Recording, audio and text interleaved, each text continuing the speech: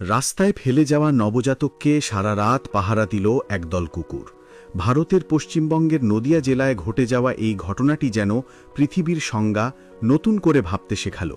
কনকনে শীতের রাতে যখন আপন মানুষ সদ্য ভূমিষ্ঠ এক শিশুকে প্রয়াণের মুখে ঠেলে দিয়ে চলে গেছে, তখন সেই ইতর প্রাণী বলে অবহেলিত কুকুররাই হয়ে উঠল শিশুটির পরম আশ্রয়।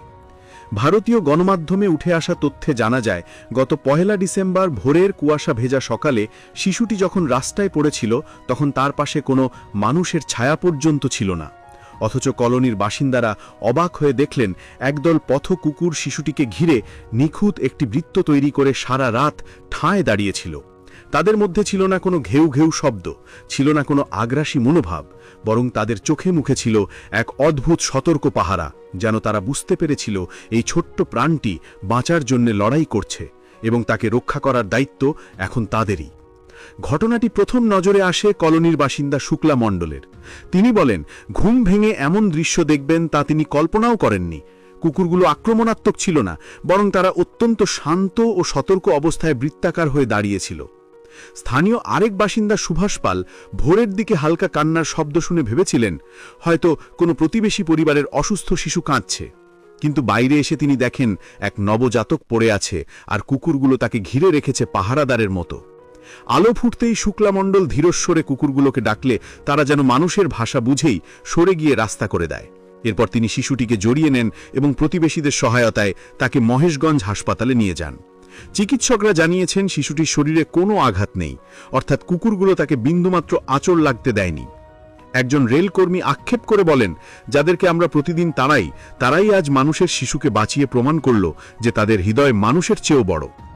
নবদ্বীপের এই ঘটনা যখন আমাদের চোখে আনন্দের অশ্রু এনে দেয়, ঠিক তখনই বাংলাদেশের পাবনায় ঘটে যাওয়া একটি ঘটনা আমাদের দাঁড় করায় চরম লজ্জা ও ঘৃণার সামনে।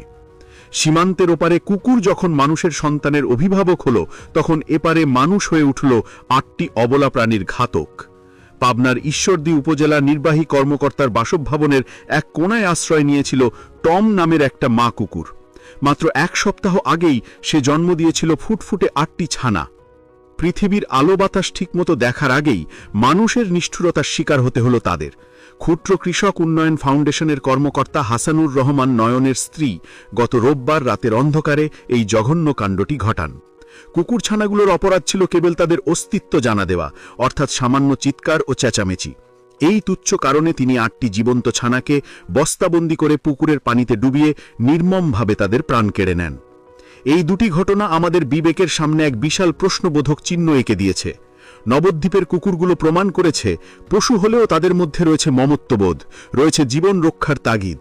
তারা জানে একটি অসহায় শিশুকে রক্ষা করা প্রকৃতির ধর্ম। অথচ পাবনার ওই নারী, যিনি সৃষ্টির সেরা জীব বলে দাবি করেন, তিনি সামান্য বিরক্তির জেরে ৮টি প্রাণের স্পন্দন থামিয়ে দিতে দুবারও ভাবেননি।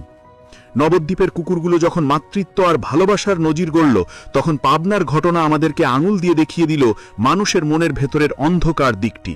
আমরা কুকুরকে তাড়াতে পারি, কিন্তু তাদের মতো নিঃস্বার্থ ভালোবাসা কি দেখাতে পারি? নবজাতকটিকে ফেলে যাওয়া মা কিংবা ৮টি ছানার প্রাণ নেওয়া ওই নারী উভয়ই প্রমাণ করেছেন, পশুত্বের অধঃপতন আসলে পশুদের মাঝে নয়, বরং মানুষের মাঝেই।